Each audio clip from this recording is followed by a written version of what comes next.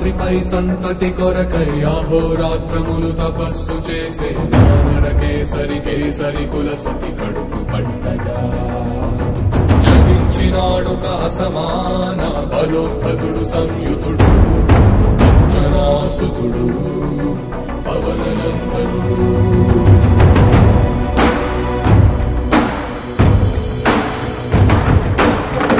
కిరణముల ఉదయాత్మి గని అది పండిన తీయని పంటను సూర్యమండలము పండితి మానని ఉవ్విళ్ళుడే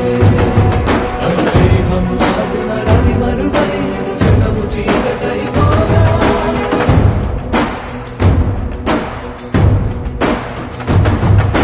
అది అమరేంద్రుడు గమనించి తన ఐరావతమధిరోహించి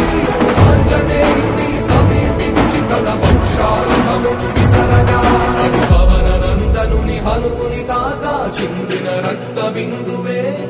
విద్యుద్వేగంతో ధరణి స్థలి వంద కడలిలో చచ్చి వంద కడలి అట్టడుగున గల శ్రీరంగ శుద్ధి